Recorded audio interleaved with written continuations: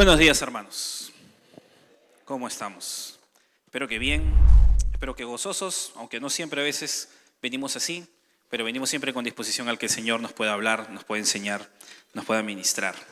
Y cada uno de nosotros que venimos de diferentes lugares, en diferentes situaciones y realidades, empezamos este tiempo siempre pidiendo a Dios que nos pueda dirigir, guiar. Pero antes de entrar en este espacio de orar y de pedir dirección a Dios para, como siempre lo hacemos, quiero recordar un poco por dónde es que hemos venido, qué es lo que hemos estado haciendo, cómo es que en medio de este tiempo, durante estas últimas 2 semanas, hemos venido aprendiendo algunas verdades, algunos principios importantes de la Biblia. Empezamos una serie que la titulamos literalmente, así como lo dijimos, Desafiando la Gravedad. No sé si en la proyección ya lo tenemos. Ahorita va a aparecer. Nosotros vamos, en todo caso, cuando aparezca ya lo estaremos diciendo, pero mientras tanto nosotros nos vamos conectando. La semana antepasada empezamos una serie que se titulaba de esta misma forma, Desafiando la Gravedad. Y lo llamamos así porque en el mundo donde tú y yo vivimos, cada uno de nosotros, estamos supeditados a esa fuerza. Gracias a ella nos mantenemos pegados al piso. Y de una manera natural nos hemos acostumbrado a poder hacer nuestras vidas de manera tranquila aquí en la tierra y evidentemente podemos hacer muchas cosas. Pero así como esta ley nos empuja sin hacer nada literalmente hacia el centro de la tierra, hay otra ley que es más fuerte y de hecho tiene implicaciones más amplias. No solamente nos referimos a esta ley física de la gravedad, sino a una ley espiritual que es la ley del pecado. La Biblia nos enseña que el pecado, cuando entró en la creación, comenzó a dividirlo todo. Lo primero que distanció fue nuestra propia oportunidad de estar en una relación cercana con Dios. Y cada cosa que el pecado toca comienza a separarla, degradarla y comienza a continuamente hasta corromperla. Nosotros hemos hablado del pecado mucho, pero esto tiene implicaciones mucho en las relaciones que Dios mismo ha diseñado en medio de nosotros. No solamente Dios a través del pecado ha puesto una marca clara de que Él es santo, sino que nos hace mostrar qué tan complicado, malo, perverso es para nosotros vivir en pecado. Y cuando el pecado entra en nuestra relación con Dios nos aleja, pero también afecta las relaciones que Él mismo ha creado, como el matrimonio, como la paternidad, como el hecho de poder asociarnos y estar juntos. Y esto ha generado muchas guerras, divisiones, divorcios, dolores que tú y yo de alguna u otra forma hemos experimentado en algún momento de nuestra vida.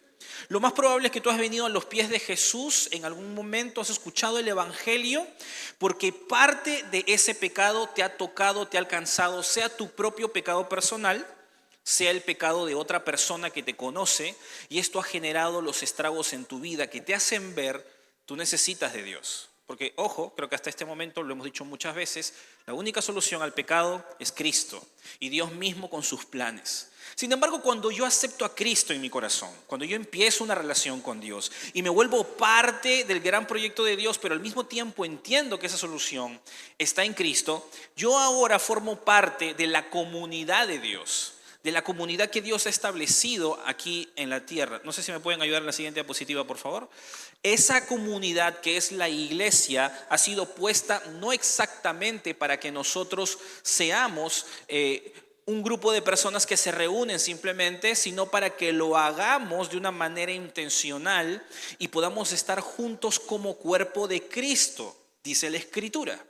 La Biblia dice que ahora nosotros, cuando aceptamos a Cristo en nuestro corazón, somos parte de la comunidad de la iglesia. Y esta comunidad, este cuerpo en Cristo, del que todos formamos parte una vez que aceptamos a Jesús, debe comportarse como un cuerpo. El detalle es que es ahí donde la iglesia llega a un mundo con divisiones, con consecuencias de esta ley del pecado. Y cada uno de nosotros que entendemos que debemos formar parte de la comunidad, no tenemos problema de hecho de formar parte, porque eso no depende de nosotros. La Biblia dice que tú ya eres parte del cuerpo de Cristo cuando aceptas a Cristo en tu corazón. El detalle está que exteriorizar esa realidad y hacerlo visible, eso sí depende de nosotros. Y como ya entendemos que todavía no hemos sido totalmente librados del poder del pecado, hay ciertas cosas concretas con las cuales luchamos. Hay pecados personales que nosotros tenemos con los cuales luchamos, y Y hay pecados que a veces no solo se quedan consecuencias en nosotros, sino que van hacia otras personas y esto afecta nuestras relaciones. Podemos ser cristianos, podemos venir a la iglesia, podemos haber visto a Dios obrar grandemente en nuestra vida, pero la lucha con el pecado no se ha detenido. Somos libres de ser esclavos del pecado, pero aún el pecado tiene repercusiones en nosotros y en nuestras relaciones. Por eso dijimos que como cristianos nosotros tenemos que entender que tenemos que ser intencionales. No puedo esperar que estas cosas sucedan porque simplemente se dan por ósmosis, por así decirlo, porque naturalmente se van a desarrollar. Naturalmente nosotros no vivimos en comunidad, todo lo contrario, nos aislamos. Y por esa razón hay que comprender que nosotros debemos cuidar la unidad, la comunión y la comunidad de cristianos de la que formamos parte. Aquí estamos en una iglesia local, la Iglesia Bíblica Bautista de Puente Piedra, pero hay diferentes lugares donde hay cristianos reunidos y Dios nos pone en comunidades específicas para amarnos, cuidarnos, atendernos y guardar la unidad dentro de ella.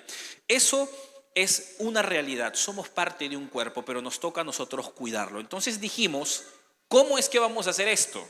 Entonces lo aprendimos el primer día hablando de que ser parte de esta comunidad no es exactamente entender que yo solamente ahora pertenezco a una iglesia, es que yo soy parte de un cuerpo activo, que lo que sucede en otra parte del cuerpo me afecta y lo que yo haga también en este cuerpo afecta a los demás. Esto implica que comunidad, que vivir unidos, participando, siendo parte, no es un privilegio, es un deber, es una responsabilidad. Y si yo tengo que verlo de esa manera, entonces tengo que ir a la palabra y ver exactamente cómo la Biblia me describe eso. La Biblia me da un montón de mandamientos y yo te había mencionado que hay unas 59 menciones que hablan de amarnos o tratarnos con mandamientos unos a otros. De diferentes maneras, debemos amarnos unos a otros, perdonarnos unos a otros, servirnos unos a otros, confesarnos unos a otros, entregarnos unos a otros, recibirnos unos a otros. Hay un montón. Y si nos pasáramos acá leyendo uno por uno y viéramos todos, no tendríamos tiempo hasta final del año. O sea, son bastantes, como dije. Pero lo que sí podemos hacer, y yo he escogido esta forma de poder presentarlo para que podamos manejarlo en 3 domingos y podamos entenderlo, es que hay un grupo de mandamientos que nos impulsan y que Dios nos pide a nosotros que los apliquemos, pero no comienzan exactamente en mi corazón, ni siquiera comienzan en el corazón de los demás, comienzan en el corazón de Dios. Hay ciertos mandamientos que van a comenzar cuando yo estoy atento a lo que Dios ha hecho por mí, lo que Dios hace en mi corazón, y a través de esa obra Dios afecta a mis hermanos. La semana pasada estuvimos hablando por esa razón de aquellos mandamientos que vienen de arriba a abajo. Y aprendimos que hay ciertas cosas que netamente tienen que pasar en tu vida. De lo contrario, no es sorprendente que no seas parte de la comunidad. No es sorprendente que de pronto no puedas contribuir a quizás alguna división en medio de nosotros. O no sería sorprendente que de pronto te sientas aislado o no parte de la iglesia. Si tu relación con Dios no está en orden, si tu relación con Dios no está bien, si tu relación con Dios no está siendo conectada y tú estás siendo alimentado de gracia, es natural que tú no estés conectado con la comunidad de cristianos. Porque eso es lo que aprendimos la semana pasada. Cuando yo estoy en orden en mi relación con Dios, hay suficiente espacio, hay suficiente gracia, hay suficiente motivación para ser parte de la comunidad de los hijos de Dios. Amar y atender y cuidar el cuerpo y no solo la cabeza. Cuando tú amas a alguien, no solamente amas la cabeza de alguien, ¿no? Tú amas todo su cuerpo, ¿no? Tú no andas con un cráneo de tu esposa caminando por ahí, ¿no? Tú andas con toda ella entera porque la amas completa. Y esto es la iglesia, un cuerpo. Y por esa razón es que cuando nosotros vamos a la Biblia vamos a encontrar mandamientos que vienen de arriba abajo. Pero ahora, por temas de tiempo, y vamos a separarlo de esta manera, vamos a ver el otro lado, aquellos mandamientos que específicamente Dios nos deja para que surjan, nazcan aquí abajo, sobre todo en mi corazón, y luego fluyan a mi hermano para que luego lleguen a Dios. Porque la Biblia también nos muestra verdades y principios que ya comienzan de abajo y tienen que llegar arriba. Ya no son cosas que solamente se quedan en el estrato de yo dar simplemente a mis hermanos, sino de yo entregarle a Dios por medio de un obrar con mi hermano. Y hoy día vamos a centrarnos en eso, en esos mandamientos que literalmente nos lleven a poder amarnos unos a otros de manera diligente y con un amor que realmente honre a Dios. Ahora sí, Siendo conscientes de ese recuento, vamos a orar. Pidamos a Dios dirección. Señor, gracias porque tú nos amas, porque eres bueno. Después de recordar lo que hemos estado aprendiendo antes, queremos pedir tu dirección. Venimos de diferentes lugares, venimos de diferentes situaciones y queremos pedirte que nos des entendimiento, que nos des sensibilidad a tu palabra, también nos des mucha humildad para poder tanto yo decir lo que tengo que decir y aún escuchar lo que tenemos que escuchar. Ayúdanos a poder ser uno, ayúdanos a que esto no solo sea información, sino que tengamos la sensatez, la lucidez, el discernimiento de aplicarlo en nuestra propia vida, en nuestro propio corazón, en nuestras propias actitudes, y cada cosa que hacemos pueda venir reflejando la imagen de tu Hijo. Padre Santo, tú eres bueno, lo has sido grandemente con nosotros, ayúdanos a hacerlo con los demás también. Te lo pedimos en el nombre de Jesús, guíanos en este tiempo. Amén. Muy bien, entonces entendiendo, cuando hablamos acerca ahora de este nuevo tema, ¿no? Que estamos hablando, desafiando la gravedad, y en este punto vamos a hablar de abajo arriba. ¿Qué significa exactamente esto? Para que más o menos me entiendas un poquito mejor. Yo me refiero, en este caso, cuando vamos a los mandamientos de la Escritura, a mandamientos que intencionalmente yo debo gestar en mi corazón, para que mi hermano pueda ver el obrar de Dios en mí, y esto suba hasta Dios.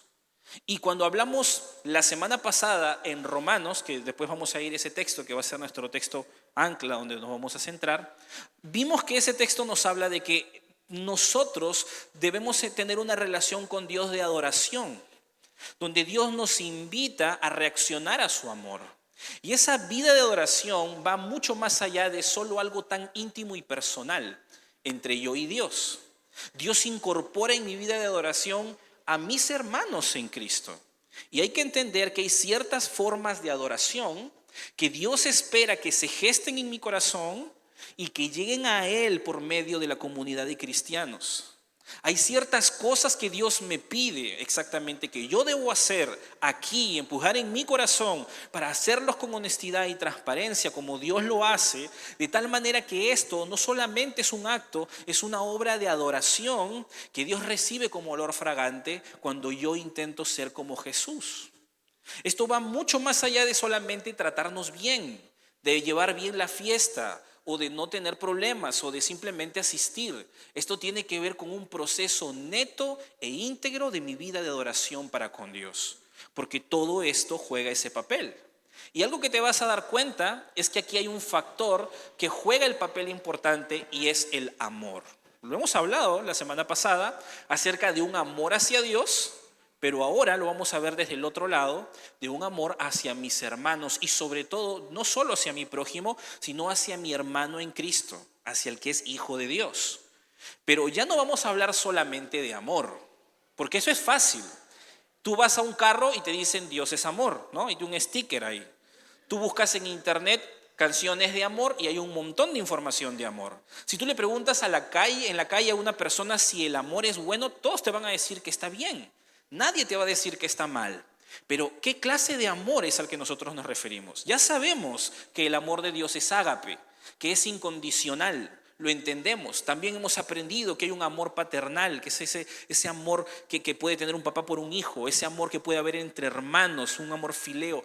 Pero la Biblia nos llama a ser como Jesús, a ser como el Padre y amarnos unos a otros. Y esto implica más que simplemente entender el amor, trata de hacerse. Y es por esa razón que ahora que vamos a ver estas cosas, vamos a comenzar a examinar primero 3 puntos. Esto no lo hice en la enseñanza anterior, donde hablamos exactamente de qué mandamientos son los mandamientos que la Biblia nos dice que se gestan en la relación con Dios y luego vienen hacia los demás. Esta vez lo vamos a hacer al revés porque son menos y son tan determinantes, por eso lo he traído para que podamos verlo hoy. Son tres cosas que Dios nos pide específicamente que deben nacer en mi corazón y que debe ir hacia mi hermano para que luego eso fluya hacia Dios.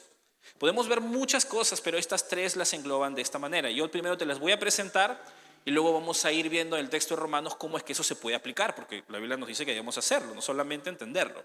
Lo primero que la Biblia me dice que yo debo gestar en mi corazón para con mi hermano es servirle. Yo tengo que servirme yo tengo que servirle a Él y otros a mí. Si me ayudan con la diapositiva, por favor, la siguiente diapositiva que dice servir unos a otros. Hay alguna serie de textos que nos van a mostrar en la Escritura cómo es que nosotros podemos y debemos servirnos unos para con otros. Tengo una lista de textos ahí que están en la proyección, pero ¿está funcionando o no? Para que si no ustedes me puedan seguir para no tener inconvenientes. ¿Tenemos funcionando o no? ¿Sí? Ya, a ver, entonces ustedes me van a seguir. Yo les voy a pedir que busquen algunos textos entonces para no perdernos y poder continuar. Por favor, busca conmigo Gálatas capítulo 5, versículo 13. Vamos a buscar primero ese versículo. Gálatas capítulo 5, versículo 13, dice así. ¿Ya? Gálatas 5, 13. Dice lo siguiente. Gálatas 5, 13.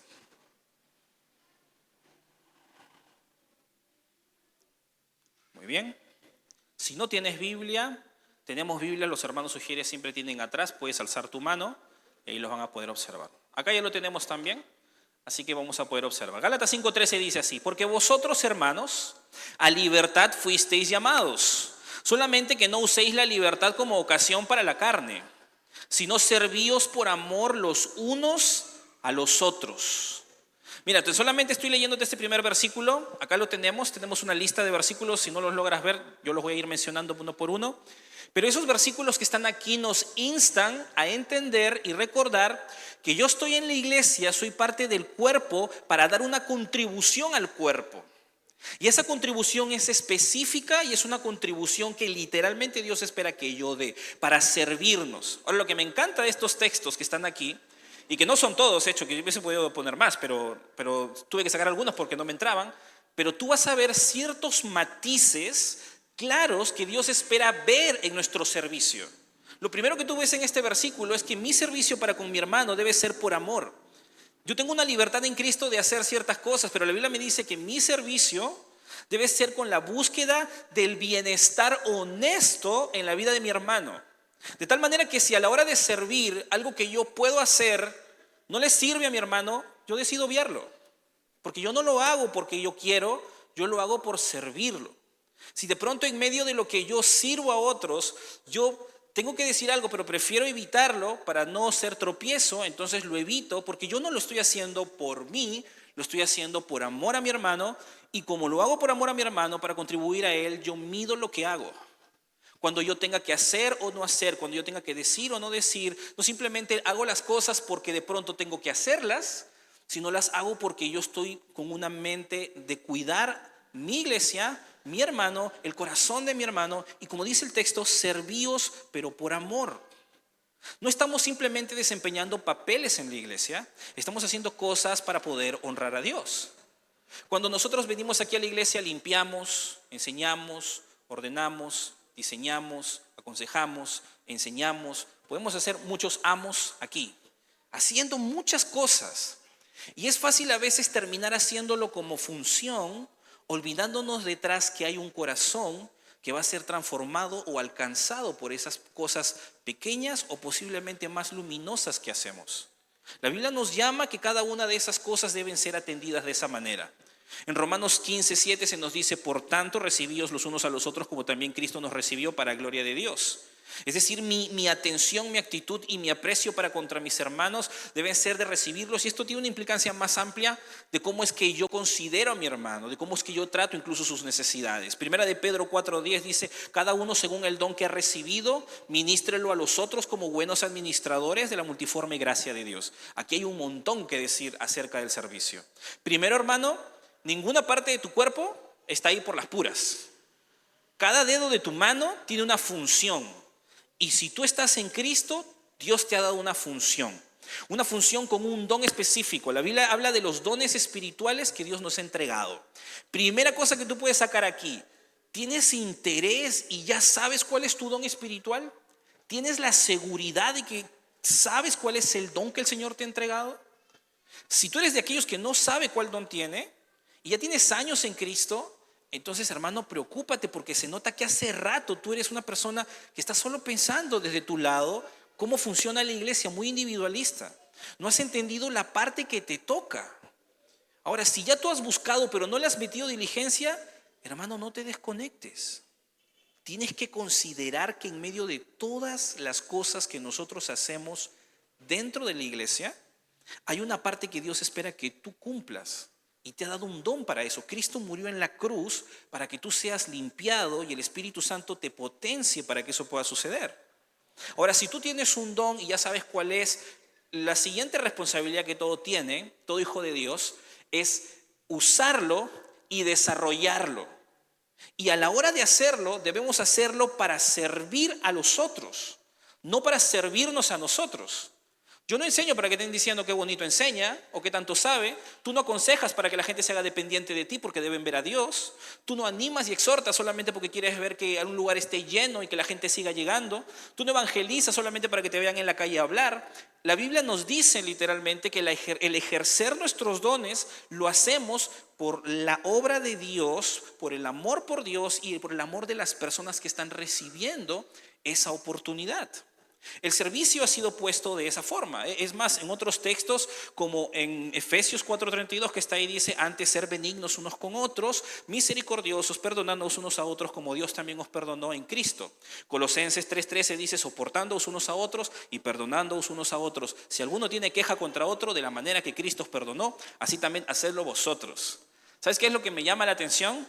Es que aquí, en estos textos, tú puedes ver que la misericordia, que el perdón, que la gracia que tú me tienes que dar a mí, que yo te tengo que dar a ti, que tú le tienes que dar a tu hermano, no está puesto en modo de un plus porque ahora eres cristiano. Está en modo de un deber que tú tienes como un servicio. Así como tú puedes venir a limpiar, así como tú puedes venir y preparar un material para enseñar, así también tú preparas tu corazón porque sabes que te van a fallar y les vas a necesitar perdonar. La misericordia, la gracia, la nueva paciencia que tú desarrollas en tu corazón porque un hermano en algún momento hace algo que no es correcto, también es una forma de servirnos unos a otros. Porque, hermano, tú necesitas gracia, yo necesito gracia, todos necesitamos gracia. Y yo voy a en algún momento tener que tomarme un poco de tu gracia y tú de la mía y tú de la del otro y el otro de ti. Porque así funciona. Ninguno de nosotros es un ángel redimido, purificado y salvado, si no Dios ya nos hubiese llevado.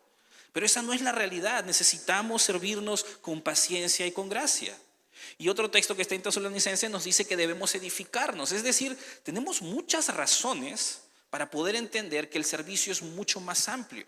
Atender la vida espiritual de las personas que están a mi alrededor va mucho más allá de yo ser el pastor y los demás las ovejas. Yo ser el líder y los demás los que me siguen. Hermano, tú ya eres parte del cuerpo y en algún momento tú vas a necesitar servir a otros sin que tengas un cargo, con gracia, con paciencia y con otras cosas que la Biblia nos enseña. Pero hemos sido llamados a servirnos. ¿Qué pasa cuando de pronto yo no me siento con ganas de hacerlo? ¿Qué pasa cuando de pronto al servir, al hacer lo que me toca, yo comienzo a darme cuenta que hay algo que obstaculiza ese servicio que Dios me llama a tener? De pronto comienzo posiblemente a pensar que a las personas o a la persona que yo tengo que servir por algún motivo X no se lo merece. Posiblemente no es de mi agrado. Podrá ser cristiano, pero posiblemente como que tengo que hacer esto por él, por ella, quizás por los demás, pero por él, por ella no. ¿Qué pasa cuando de pronto yo comienzo a medir que de alguna forma lo que estoy haciendo no está siendo muy bien valorado? Y yo hago lo que hago, pero los demás no lo están mirando como debería verse. ¿Qué pasa cuando yo comienzo a servir y no veo resultados directos? Y comienzo a pensar que quizás lo que hago no contribuye mucho. ¿Qué pasa cuando de pronto cuando yo hago lo que hago, calculo y digo quizás yo podría estar haciendo algo mejor dentro del escenario y aquí quizás estoy perdiendo mi tiempo, otro debería poder estar haciendo algo aquí y yo en el otro lado? Es más, peor, hasta sin mi carne puedo llegar a terminar de pensar, yo quizás podría estar en el mundo haciendo otra cosa. ¿Qué pasa cuando ese tipo de pensamientos comienzan a menospreciar el mismo servicio que hacemos y de pronto dejamos de tener ese peso en lo que hacemos a la hora de ejercer nuestro servicio para con nuestros hermanos? Hace muchos años atrás, y quiero contar esta experiencia porque realmente me ayudó mucho a entenderlo, un pastor, estábamos en el seminario, en las clases que llevamos usualmente cuando nos preparamos, y en el seminario tenemos un tiempo de capilla que es algo así como un culto pequeño, donde se hace una meditación para los alumnos.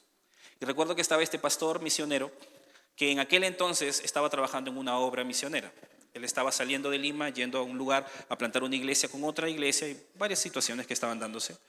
Y lo que resulta era que en ese lugar, esa obra nueva que se estaba desarrollando, habían abierto un local, tenían un ambiente, se habían esforzado mucho para que eso pase y habían comprado sillas. Y las sillas, así como las que ustedes tienen, pues se habían comprado, se había hecho todo un movimiento y se habían llevado allá, ¿no? Y ellos hacían un esfuerzo fuerte de poder ir hasta allá, predicar, moverse continuamente. No era una distancia corta, era bastante larga. Y recuerdo que ese día él nos estaba contando que se acababan de robar las sillas. Y no era la primera vez que se habían estado robando las sillas. Y era algo como que un poco doloroso decir, nosotros hacemos un esfuerzo, ponemos un tiempo, ponemos de nuestra parte, vamos a esa comunidad, les queremos predicar el Cristo, queremos que sus vidas sean transformadas, pero ellos mismos nos roban las propias sillas que queremos usar para que ellos puedan conocer a Cristo. Y en medio de lo que él estaba compartiendo, porque no se estaba quejando, pero nos decía lo que al principio en su emoción él podía sentir, nos decía que en realidad fácil es detrás de todo eso hacer que la obra se vuelva pesada y cargada, ¿no? La capilla, después de la enseñanza que él dio, terminó y estamos en el salón, él nos tenía que enseñar y recuerdo que él dijo algo así, lo voy a parafrasear porque fueron muchas cosas que dijo, pero lo he intentado unir aquí como para poder entenderlo. Pero él dijo lo siguiente, debemos hacerlo por Dios, no solo por ellos. Cuando se nos acaban las ganas de hacer por ellos, tenemos que recordar que nunca se acabarán las ganas de hacerlo por Dios. Si recordamos lo que Dios ha hecho por cada uno de nosotros, y si piensas con cuidado las cosas realmente, a veces va a parecer que ellos no se lo merecen. Pero en el fondo, en realidad, nosotros no merecemos el privilegio de ser instrumentos en sus manos. Y eso era la verdad, al revés. Cuando nosotros vemos lo que Él dice o oímos lo que Él dice, Él está intentando mostrarnos que nosotros hacemos cosas para Dios. Muchas veces pensamos que somos tan dignos de ser usados. Y comenzamos a reclamar cuando algo no se ajusta a las demandas de lo que hacemos. Cuando en el fondo ninguno de nosotros estaría privilegiado de estar ahí. Porque es un privilegio servirle. Ni siquiera hemos abierto nuestras bocas, él decía, para hablar. Estábamos simplemente trayendo algo para que se sienten. Pero yo ni siquiera soy digno de estar ahí, porque sé lo que en mi pasado he hecho y lo que soy como hombre, como mujer. Cuando nosotros servimos a Dios, hemos sido llamados a hacerlos por amor, y muchas veces lo que pasa es que nos desubicamos. Y Dios no está esperando un amor superficial, sino un amor verdadero. Dios nos llama a amarnos de verdad, con conciencia de mi propio pecado, con madurez y con amor que fluye como debe ser. Ahora, hay otro tema que la Biblia también nos habla, no solo servirnos. Y aunque todo de alguna forma implica servirnos unos a otros, hay unos textos que hablan de manera específica de una labor que todo hijo de Dios debe hacer por otro hijo de Dios. Y es el orar unos por otros. Si me ayudan con la siguiente diapositiva, dice ahí, Santiago capítulo 5, versículo 16, por favor, puedas buscar en tu Biblia. Santiago capítulo 5, versículo 16, dice así. La oración unos por otros. Santiago 5, 16. Dice lo siguiente, Santiago 5, 16. No va a salir todavía en la proyección, seguramente en un ratito. Ahí está, Santiago 5, 16. Dice así. Confesaos vuestras ofensas unos a otros y orad unos por otros para que seáis sanados. La oración eficaz del justo puede mucho. Mira, una de las cosas que tú puedes ver aquí, Santiago está hablando específicamente de varios temas, está haciendo un resumen de cómo la vida de iglesia se debe desarrollar. Y él comienza diciendo, confesaos vuestras ofensas unos a otros y orad unos por otros para que seáis sanados. En algunos casos pasa por el contexto de Santiago que algunas cosas en la vida del cristiano se dan por causa de pecado, incluso por división también, incluyendo la enfermedad. Pero una de las cosas que tú puedes ver aquí es que Santiago directamente alude al principio de orar unos por otros, sea cual sea la necesidad. Cada uno de nosotros hemos sido llamados a eso. Hay otro texto que ya no directamente nos lo dice, pero está implícito en la vida de iglesia, que está en Timoteo, que también está ahí. Y Pablo le dijo a Timoteo que todo hombre debe hacer rogativas, oraciones, peticiones y acciones de gracia por todos los hombres. Sobre todo por los que están en eminencia, pero es por todos los hombres. Dios nos llama a interceder unos por otros. Y en Hechos tú puedes ver que los cristianos que entendían a Dios, comprendían el Evangelio, llenos del Espíritu, su primera reacción, ¿cuál era? Perseveraban en la doctrina de los apóstoles, en la comunión unos con otros, en el partimiento del pan y en las oraciones. Ellos estaban orando unos por otros, estaban orando por sus propias necesidades, estaban comunicándose con Dios, estaban en tiempos de adoración, de oración. Tú cuando vas a la Escritura te vas a dar cuenta que la oración por mis hermanos no es una sugerencia. No es un plus de que ahora yo soy parte de una comunidad y puedo de alguna manera sentir solo las oraciones que de vez en cuando van a venir sobre mí porque es un plus como cristianos. No es un deber. La Biblia no me dice que yo si quiero, si puedo, si me alcanza el tiempo, si en algún momento me da el corazón, yo debería orar por mi hermano. No, la Biblia me manda a orar por mi hermano. Y hay muchas razones para que eso se dé, incluso si Dios no lo dijera directamente.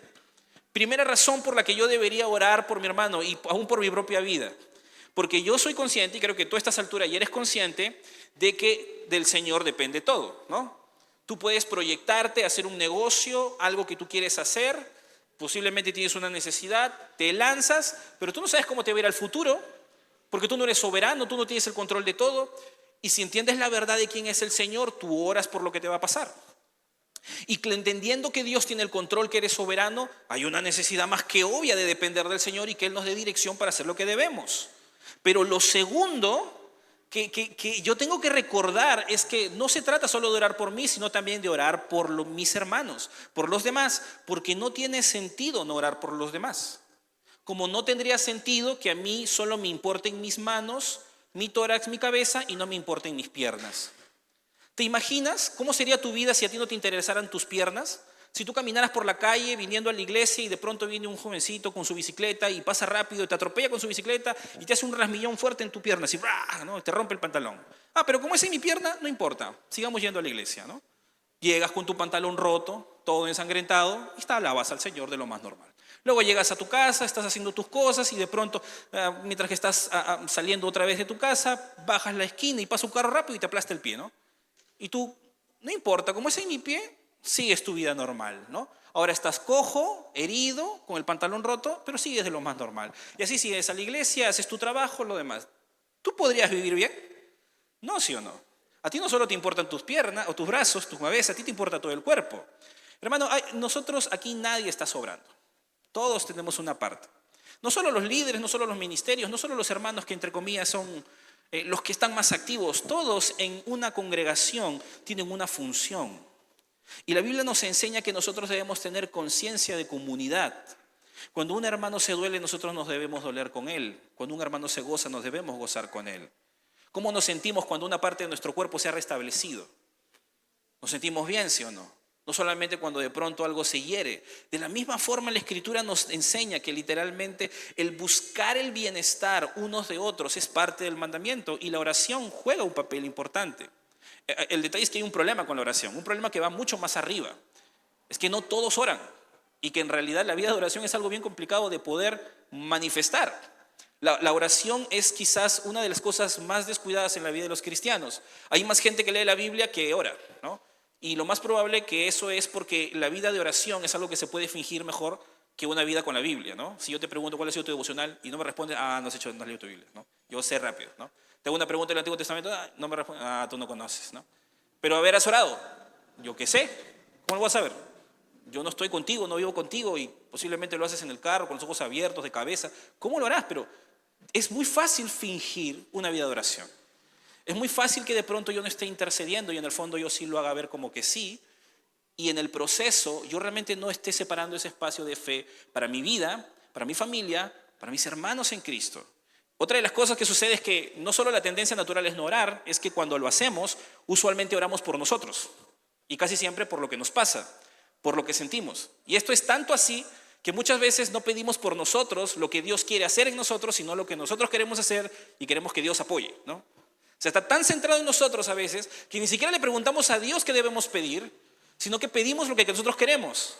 Y traemos los planes a Dios para que Él los bendiga y no le dejamos los planes para que Él los haga. Y cuando oramos de esa manera, pues hay muchas respuestas que no llegan o posiblemente no son muy claras. Si entendemos eso, entonces nosotros comenzamos a orar de otra manera y comenzamos a orar correctamente. Y luego lo más normal es que comenzamos a orar ya no solo por nosotros, sino por los nuestros. Que es el siguiente nivel que usualmente puede pasar, y es que ya estamos un poco más abiertos a que Dios obre no solo en nosotros, sino en la vida de los que nos conocen, pero ahí está nuestra esposa, nuestro hijo, nuestro perro, nuestro gato, y quizás nadie más, ¿no? Luego podríamos ir un poco más allá a los que conocemos. a los que son cercanos posiblemente y tienen ciertas circunstancias con nosotros. En una cultura súper utilitarista y separada como en el mundo que vivimos, no es sorprendente que incluso nos encontremos orando solo por los hermanos que de alguna forma, si algo pasa, de alguna manera afecta a mi ministerio, afecta a mi grupo pequeño, afecta a lo que yo estoy cerca. Pero el hermano que no tiene nada que ver directamente con mi vida en la iglesia, bueno, que ore en su hermano, que ore en su grupo, ¿no? O sea, no hay esa conciencia muchas veces de comunidad porque estamos siempre supeditados a pensar, de alguna manera yo tengo que sacar algo acá. Y esto no es lo que la Biblia nos llama a tener. A veces la oración puede ser egoísta a este nivel y si llegamos a romper esos esquemas, que en buena hora sea así, debemos orar porque en realidad debemos buscar el bienestar de nuestro cuerpo completo. Y hemos sido llamados a hacer eso. Esa es una de las razones por las que tú debes venir el miércoles, hermano. Y orar no solamente por la iglesia y no solo por tus peticiones, sino porque hay partes del cuerpo que necesitan ser atendidas. Y cada creyente tenemos diferencias de actos y de situaciones y necesitamos estar unidos. La oración es una tarea que deben hacer en mi corazón. Y no solamente para mí, sino como un medio de entender que realmente, hermano, si mi hermano se propone hacer algo y no lo puede hacer a la luz de la palabra, simplemente eso no va a funcionar. Puede ser perjudicial. Y hay una cosa que yo no puedo fabricarle la vida a esa persona, pero Dios puede actuar.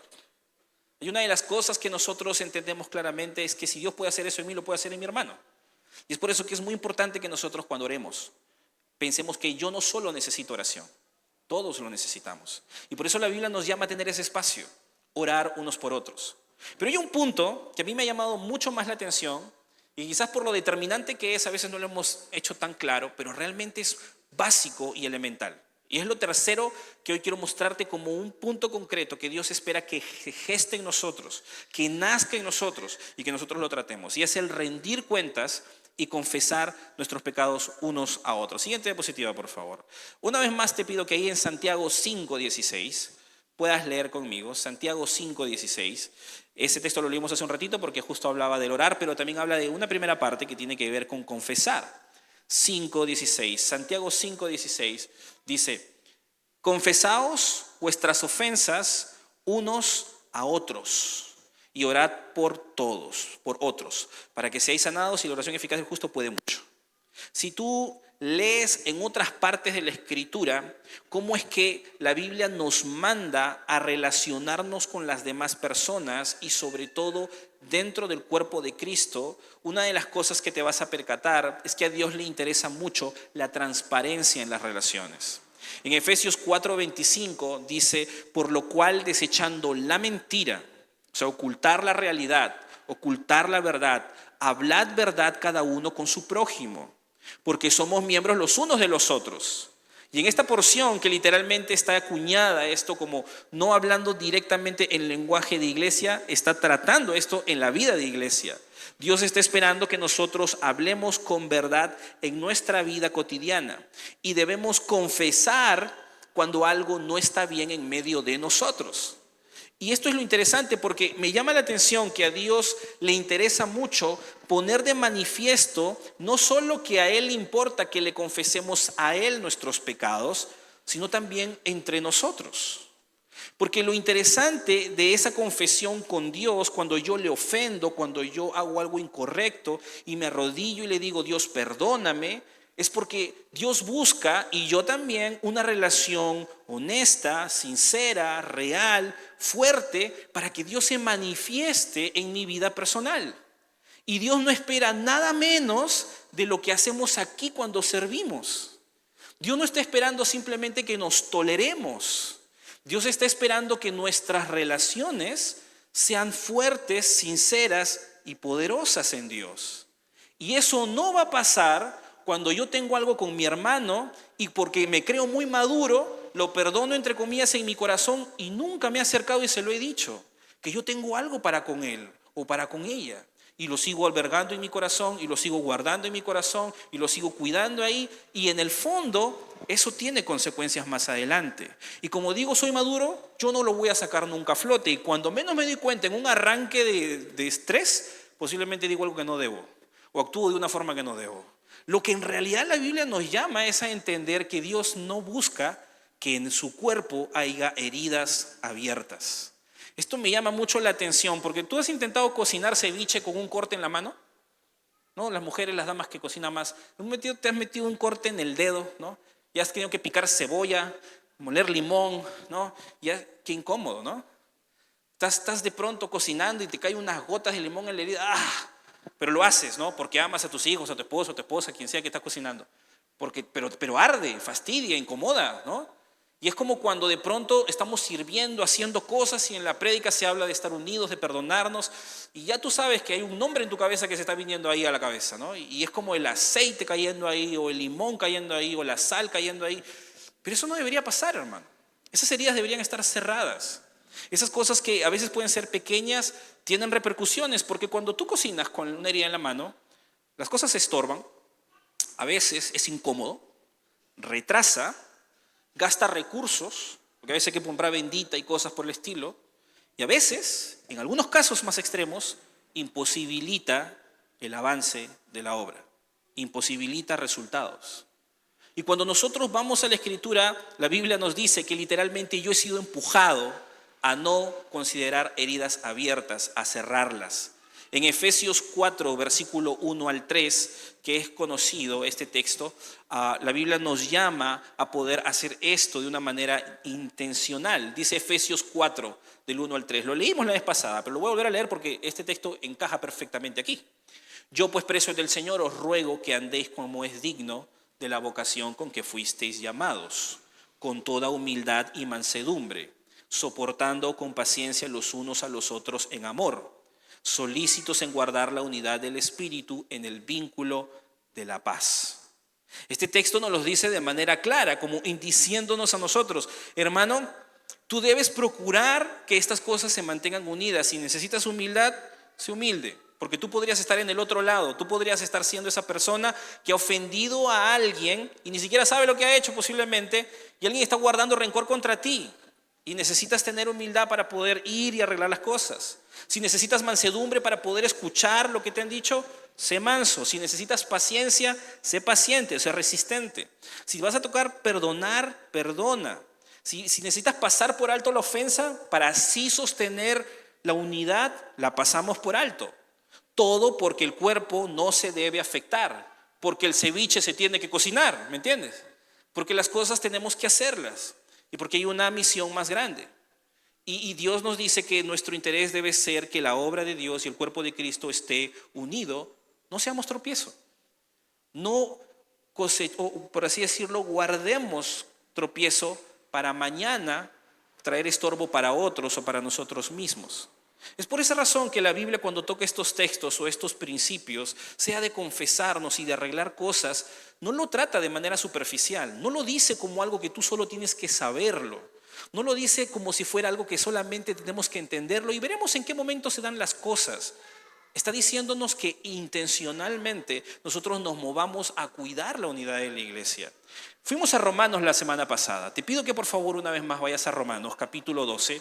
Vamos a leer desde el versículo 3 al 13. Y aquí vamos a ver una nueva porción que justamente nos va a abrir el principio que Pablo entiende que debemos guardar. Romanos 12, versículo 3 en adelante, dice así. Romanos 12, versículo 3. Dice lo siguiente. Romanos 12, 3. Digo pues, por la gracia que me es dada a cada cual que está entre vosotros, que no tenga más alto concepto de sí que el que debe tener, sino que piense de sí con cordura, conforme a la medida de fe que Dios repartió a cada uno, porque de la manera que en un cuerpo tenemos muchos miembros, pero no todos los miembros tienen la misma función, así nosotros siendo muchos somos un cuerpo en Cristo, y todos los miembros los unos de los otros. De manera que teniendo diferentes dones, según la gracia que nos es dada, si el de profecía, úsese conforme a la medida de la fe, o si de servicio, en servir, o el que enseña en la enseñanza, el que exhorta en la exhortación, el que reparte con liberalidad, el que preside con solicitud, el que hace misericordia con alegría. Versículo 9, el amor sea sin fingimiento, aborreced lo malo, seguid lo bueno, amaos los unos a los otros con amor fraternal, en cuanto a honra, prefiriéndoos los unos a los otros, en lo que requiere diligencia, no perezosos, fervientes en espíritu, sirviendo al Señor, gozosos en la enseñanza, sufridos en la tribulación, constantes en la oración, compartiendo para las necesidades de los santos, practicando la hospitalidad. Esta porción es un poco extensa, hemos leído una porción un poco más grande. Literalmente nos muestra cuál es la evolución de la vida de una persona que se alinea con Dios. Pablo nos narra en este capítulo cómo es la reacción de un hombre que entiende el amor de Dios, llega a su vida y comienza a hacer cambios en él. Es por esa razón que la semana pasada estuvimos aprendiendo de cómo es que en Romanos estas cosas se van dando en orden, ¿no? En los primeros capítulos de Romanos yo te dije que Pablo nos habla del amor de Dios y ese amor se ha manifestado de muchas maneras. Ese amor nos debe llevar a nosotros a reaccionar en una vida de oración como sacrificio vivo, santo, agradable a Dios. La Escritura nos dice que nosotros vamos a responder de esta manera cuando entendemos la gracia de Dios. Y es en medio de esos primeros versículos que leíamos que la Biblia me dice que esa vida de adoración se va a sostener cuando yo tengo un entendimiento renovado de la palabra, de mi propia vida, mi cosmovisión cambia. Yo ya no ahora hago las cosas porque me las enseñó así mi papá o en la universidad o en cualquier lugar, sino lo hago porque la Biblia dice, porque la Biblia lo muestra. La palabra es la que pone el rumbo y ahora yo ya no hago las cosas por hacer, las hago orientado en la verdad del Señor. Y cuando yo comienzo a hacer eso, Pablo me comienza a enseñar, la Biblia me comienza a enseñar que ahora yo soy un cuerpo, que no debo vivir de manera individualista, que no debo considerarme como en el mundo, que si me ofenden me voy. Ahora yo soy parte de una iglesia y por esa razón, ahí es en ese proceso que nosotros desarrollamos conciencia de comunidad, de estar unidos, de ser parte de un cuerpo, algo que en el mundo no se ve. Mientras que en el mundo se separa, nosotros somos parte de un cuerpo. Eso nos enseña la Escritura. Y en ese proceso es que Pablo nos dice, por lo tanto, digo pues, por la gracia que me es dada, no porque yo me crea mucho, sino porque yo también he recibido gracia, a cada cual que esté en medio de vosotros, que no tenga más alto concepto de sí que el que debe tener, sino que, dice ahí, piense de sí con cordura conforme a la medida de fe que Dios repartió. Porque de la manera en que en un cuerpo tenemos muchos miembros, pero no todos los miembros tienen la misma función, así nosotros, siendo muchos, somos un cuerpo en Cristo. Y luego va a pasar a darnos una lista de dones que si los vamos a ejercer, lo debemos hacer como Dios espera. Y esta es la parte interesante detrás de todo esto, porque en mi vida de adoración con Dios, yo voy a poder servir a Dios, pero tengo que darme cuenta que ese servicio a Dios no se queda solo en el plano de mi relación con Él, sino con los demás. Y a la hora de poder yo hacer esto, tengo que considerar el factor humano. Porque dice lo siguiente Dios, yo te muestro mi amor. Ese amor te transforma. Tú comienzas a mostrar cambios en tu vida y tú te sorprendes de lo que ahora Dios ha hecho en ti y tu vida comienza a girar de una manera tan distinta que hasta tú mismo te has sorprendido de lo que Dios ha hecho en tu vida. Pero en el momento que Dios nos dice, eso mismo, hazlo con los demás, la cosa cambia. Porque ahora el factor humano entra en juego. El amor de Dios es perfecto. Él conoce el futuro y sabe exactamente cómo atendernos, cómo hablarnos, cómo presionarnos y en qué momento exactamente ajustar hasta donde debe. Y en el momento indicado nosotros reaccionamos. Pero cuando Dios me dice, ahora ama tú así a tu hermano, ay. Ahora yo tengo que hacer el papel de Dios, demostrar esa misma gracia, esa misma pasión, pero el factor humano tiene un peligro que así como hablamos del amor verdadero, está el peligro verdadero, que en este caso es el orgullo. La Biblia nos va a hablar de muchos pecados, pero es el orgullo el que literalmente contamina la unidad de la iglesia. El orgullo es un pecado matriz, del cual se puede mostrar de muchas maneras en nuestra vida. El orgullo se puede manifestar porque de alguna forma somos muy egocéntricos, porque eso significa orgullo, estar centrado en nosotros. Se puede manifestar con altivez, con hacer acepciones de personas, con menospreciar, con tomar en poco, de muchas maneras. Con descalificar incluso faltos de amor de muchas maneras, pero el orgullo se va a manifestar de esa manera. Y Pablo lo entiende tan bien que lo primero que dice en medio de su corrección, de que ya ahora nos toca hacer nuestra parte, pero asegúrate que al hacerlo, el orgullo no contamine tu servicio ni tu amor. Porque si hay algo que literalmente puede contaminarlo todo y tú puedes seguir haciendo, entre comillas, lo correcto, es ese orgullo que de alguna forma se camufla en nuestra mente, en nuestro corazón, en cada pequeño acto cuando limpiamos y queremos de pronto sentirnos bien porque lo hacemos, o de pronto queremos enaltecernos porque algo logramos. Y detrás de todo eso se puede contaminar delante de Dios y nadie se da cuenta. Dios sabe muy bien cómo eso funciona. Y en ese contexto es donde Pablo nos dice que cuidemos eso. Y por esa razón dice el versículo 9, el amor sea sin fingimiento. Aborreced lo malo, seguid lo bueno. Es en esta parte que Pablo nos dice, si vas a servir, hazlo con amor. Si tú lees esa lista de dones y se nos dice, si vas a hacer este don, hazlo con esta característica, Pablo no se está refiriendo a excelencia en ese momento. Pablo se está refiriendo a amor. Si tú lees ahí con detenimiento esa porción, te vas a dar cuenta que cuando Pablo alude, por ejemplo, si vas a dar alguna misericordia, hazlo con alegría. Si vas a dar algo, hazlo con alegría. No lo hagas porque, ya, vamos a hacerlo. Si vas a enseñar algo, no lo hagas para exaltarte. Hazlo para que la gente aprenda. Si vas a limpiar algo por otro, hazlo para que ellos sean bien atendidos. Si vas a poder animar a alguien, no lo hagas para que de pronto vean que tú eres muy amoroso, sino porque tú realmente quieres que esa persona experimente el amor de Dios que tú has experimentado.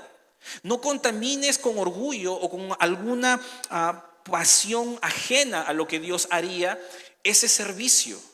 Y es en ese escenario que nosotros entendemos que mi forma de servir, ya no solamente el hacerlo, sino la forma en que lo hacemos, pone en evidencia si mi relación con Dios, si mi obra por Dios literalmente está corrompida o no.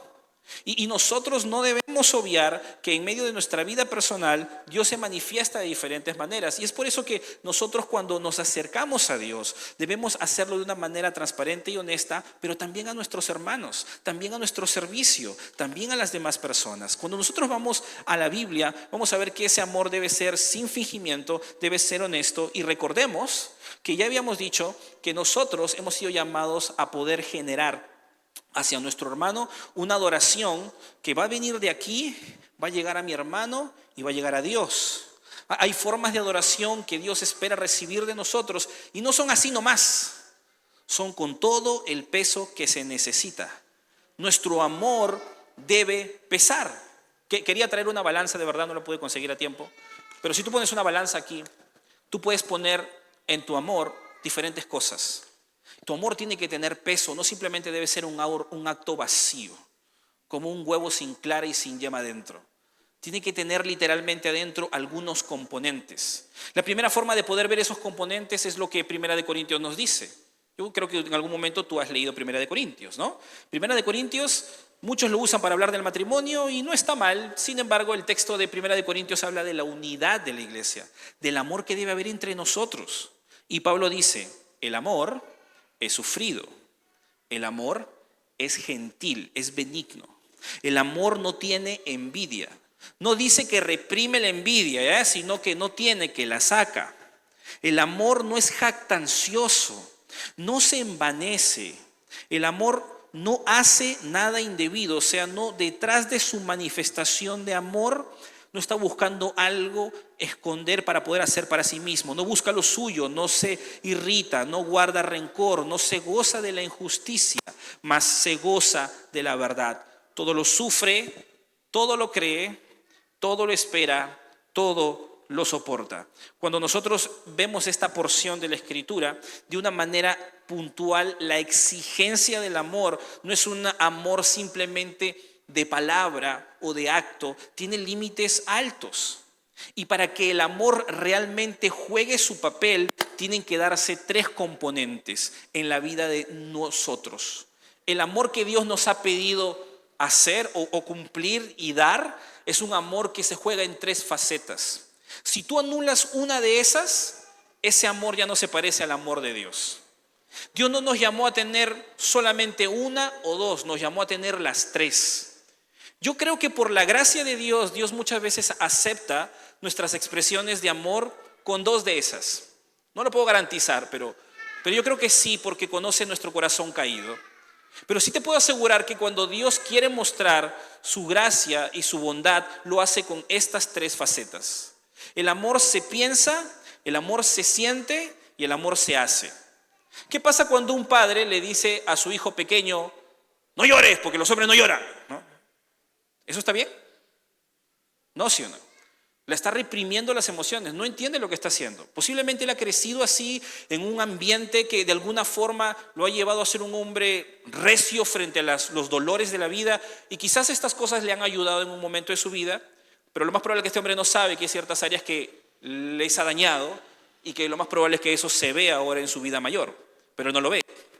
Él está pensando que al decirle eso a su hijo, él está dándole sabiduría y lo está preparando para lo que se viene en adelante. Y no está mal en cierto contexto, pero estas cosas no son sabias exactamente. Si tú vas a la Escritura, ahí no hay conocimiento en esta expresión de amor. ¿Y cuántas veces las personas intentan mostrar, entre comillas, amor sin anclarse en la sabiduría de Dios, sin anclarse en los principios de Dios, sin que sea una teología pensada, bíblica, como debe ser? Tiene sentido.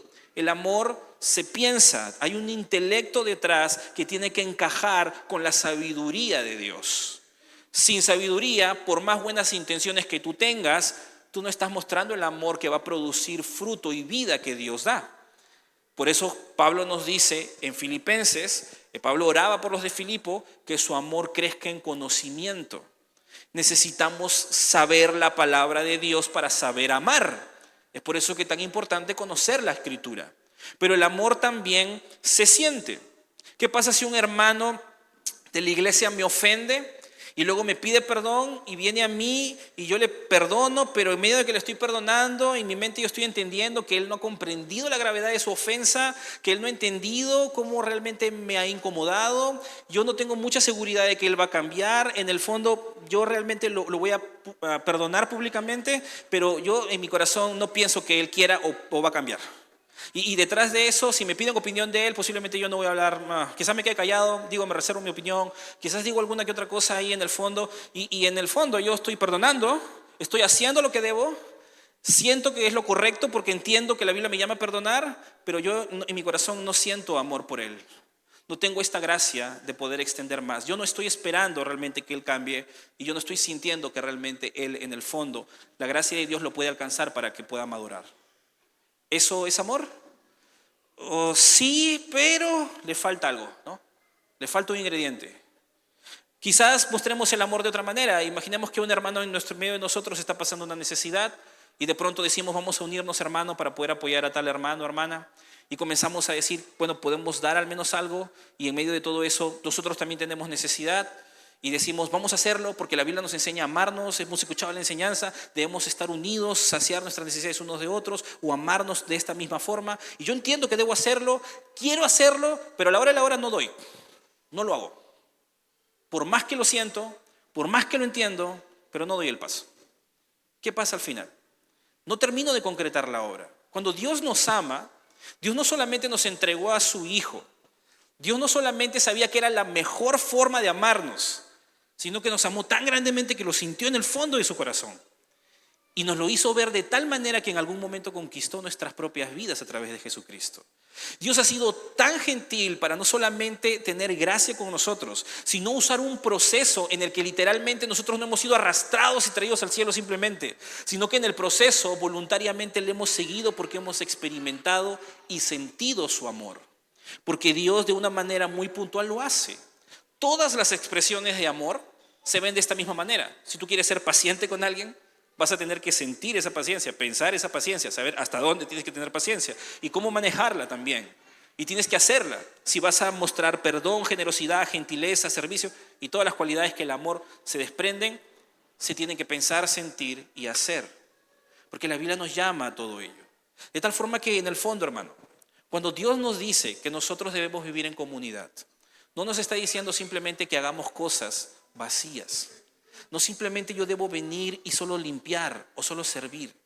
Yo debo ser consciente en cada paso que doy, desde que si me paro aquí, es para que ustedes lo puedan comprender, porque espero que Dios te muestre lo que me mostró a mí. Y si alguien lo hace arriba, de la misma forma. Si alguien está afuera y está facilitando algo para que la palabra de Dios corra, lo está haciendo porque sabe que habrán personas que quizás en esta vereda van a caminar y sus vidas serán transformadas y Dios les dará dirección. Quizás tomen decisiones que trasciendan hasta sus hijos y quién sabe hasta mucho más allá. No lo sé, pero lo hacemos con amor.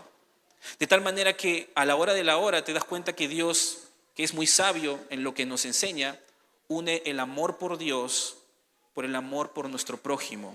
Y lo que viene de arriba abajo se une de lo de abajo hacia arriba, y ya tiene más sentido y tiene más práctica el hecho de que nos entreguen 59 partes de cómo amarnos y que no sea tan difícil cuando nosotros comprendemos que todas esas demandas hemos sido llamados a cumplir.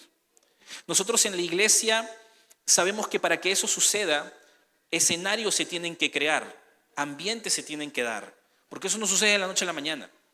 Y para que eso pueda darse, los mismos pastores de la iglesia, que somos los llamados a poder cuidar la iglesia de diferentes maneras, movemos y trabajamos con toda la iglesia en general para que se puedan generar esos ambientes y que cada uno de nosotros de alguna manera estemos juntos, sirviendo, tratándonos. Se generan mecanismos, manuales, diferentes maneras para que la Biblia se haga vida en nosotros. Cuando tenemos grupos pequeños, cuando tenemos cultos, cuando tenemos celebraciones de un ministerio porque ha logrado alguna actividad, cuando nos reunimos para hacer un paseo simplemente de coinonía, para hacer cualquier cosa, lo hacemos con intención de guardar que la Biblia se cumpla. Y por esa razón es que buscamos, hermano, que tú te involucres, que tú seas parte, que tú no estés en la periferia, que tú entiendas que mucho de tu crecimiento se va a desarrollar en medio de nosotros, en tu vida personal y con nosotros.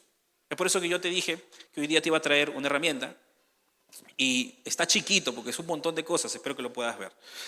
Y esta no es perfecta, lo hemos hecho un poco al azar, pero buscando ser un poco intencionales con las cosas que hemos enseñado hoy, la semana pasada, y también con las cosas que la iglesia tiene, ¿no?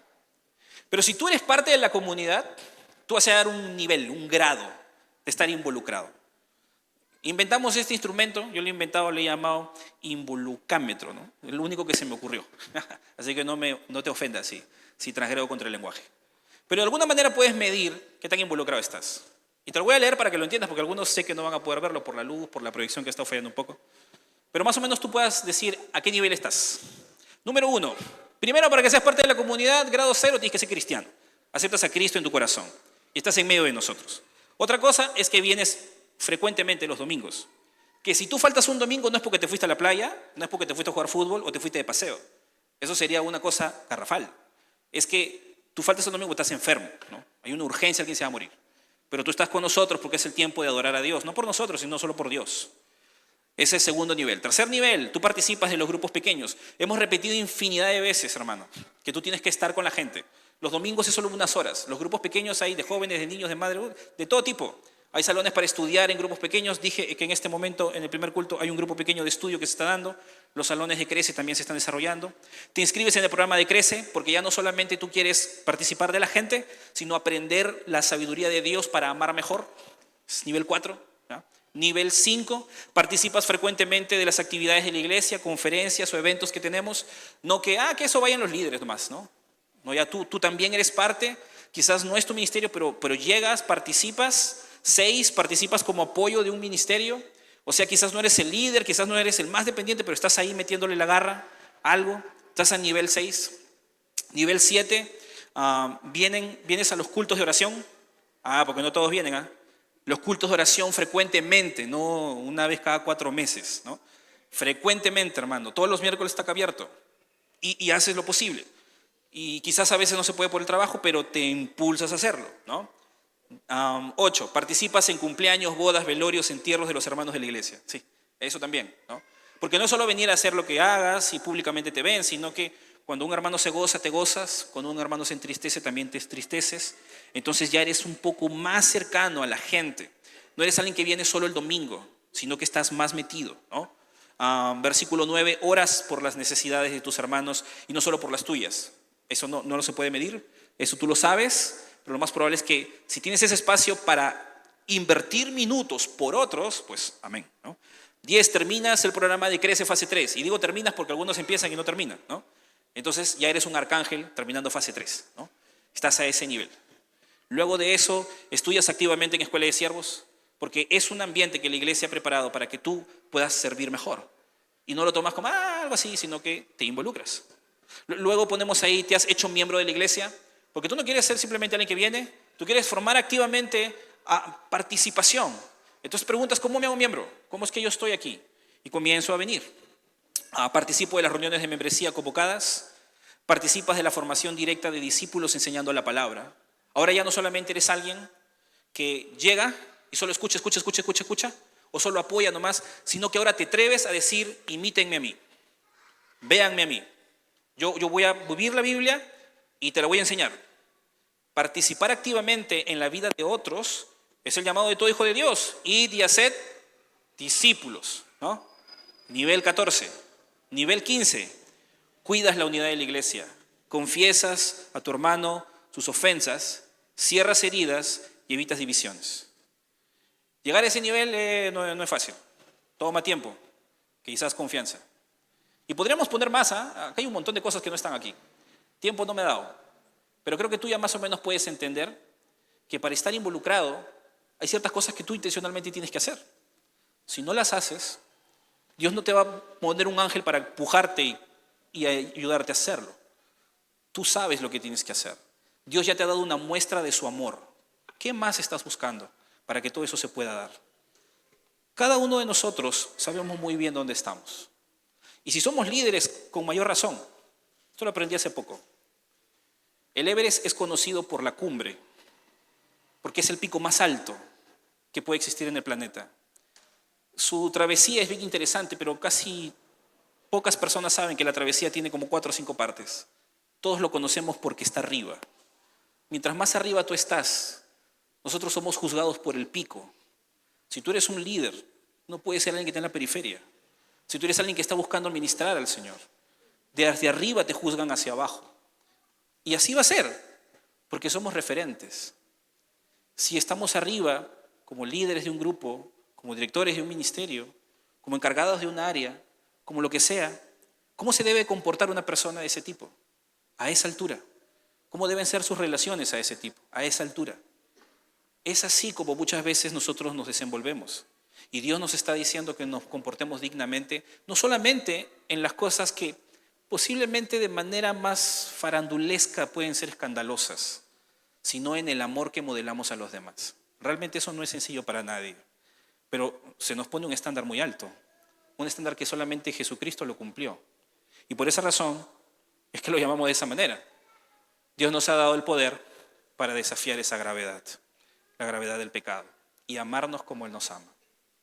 Cada uno de nosotros tenemos la responsabilidad de cuidar la unidad de la iglesia, pero eso depende de 2 cosas: de una relación real con Dios, honesta y transparente, y una disposición genuina de mi corazón de amar a mi congregación. Si yo no tengo esa disposición genuina de amar a mi congregación, yo voy a estar ocupado en cualquier otra cosa que el mundo me va a presentar, que mi propia carne me va a empujar, y no me voy a dar cuenta de todas las grandes cosas que el Señor puede hacer en medio de nosotros, en mi propia vida y aún de los que me rodean. Para eso Dios nos ha puesto, para ser sal y para ser luz. Oremos. Ahí donde estamos, te invito a inclinar tu rostro y dirigirnos a Dios en oración. Creo que este es un buen momento para meditar cómo estamos priorizando y cómo nos estamos desenvolviendo. Cómo de diferentes maneras nosotros podemos ser presa de nuestro orgullo, podemos ser presa de nuestras propias limitaciones y de nuestros propios errores en sí mismo.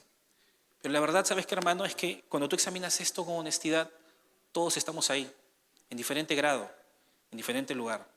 Todos miramos para nosotros mismos en algún sentido.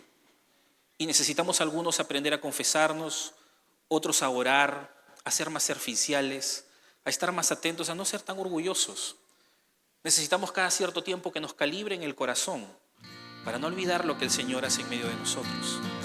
Porque si Dios se va a mostrar en medio de nosotros con una visión grande, se vienen muchas cosas este año. Dios va a esperar que estemos unidos, que recordemos qué nos mantiene unidos y que detrás de todo eso nosotros tengamos empoderados la gracia de Dios en nuestra vida. Esto no es sencillo para nadie.